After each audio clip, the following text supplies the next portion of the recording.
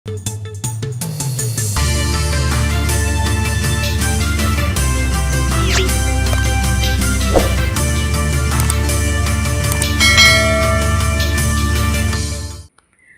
नाका परिसरात विनयभंगाच्या तक्रारीनंतर तणाव, अल्पवयीनास ताब्यात, अफवा पसरवू नका, पोलीस उपायुक्तांचे आवाहन।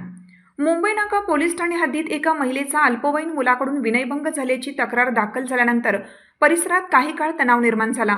दुपारी महिलेने पोलीस ठाण्यामध्ये जबाब नोंदवताच आरोपी अल्पवयीनास ताब्यात घेण्याची मागणी करत मोठ्या संख्येने नागरिक पोलीस ठाण्यासमोर जमले। त्यामुळे सुमारे 3 तास तणावाचे वातावरण निर्माण झालं होतं। घटनेची खातरजमा करून मुंबई नाका पोलिसांनी संबंधित प्रकरणी गुन्हा दाखल केला असून आरोपी अल्पवयीनाला ताब्यात घेण्यात आला आहे। या प्रकरणात अल्पवयीन मुलीवर कुठलाही अत्याचार किंवा अनुचित प्रकार घडलेला नसल्याचंही पोलिसांनी स्पष्ट केलं आहे। पोलीस यंत्रणेकडून योग्य अशी कारवाई करण्याचं आश्वासन दिल्यानंतर तणाव निवळला।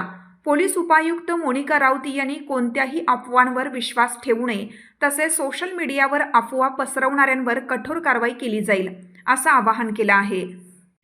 आज दुपारी साधारणतः 2 ते 2:30च्या सुमारास मुंबई नाका पोलीस स्टेशनमध्ये भारतनं प्रयत्न केला। त्याच्यानंतर तो मुलगा तिथं पडला आणि त्याच्यानंतर त्या लहान मुलीला पण त्यांनी छेडण्याचा प्रयत्न केला, अशी एक घटना दुपारी घडलेली आहे।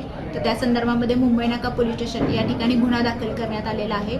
जो अल्पवयीन मुलगा आहे त्याला ताब्यात घेतलेला आहे आणि पुढील प्रोसेस मुंबई नाका पोलीस स्टेशन मार्फत सुरू आहे। ह्या बाबतीमध्ये लहान मुलीवरती अत्याचार झाल्याच्या बाबतीमध्ये अफवा पसरली होती, पण आम्ही सर्वांना या माध्यमातून सांगतो की असा कुठलाही प्रकार झालेला नाहीये।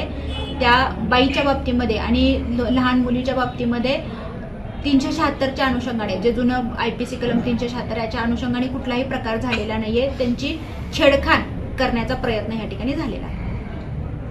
आता वातावरण शांतता आहे, सर्वांना समजवलेलं आहे आणि गुन्ह्याची माहिती देखील देण्यात आलेली आहे। सर्वजण आपापल्या घरी परतलेले आहेत। आता विनयभंग दाखल केला।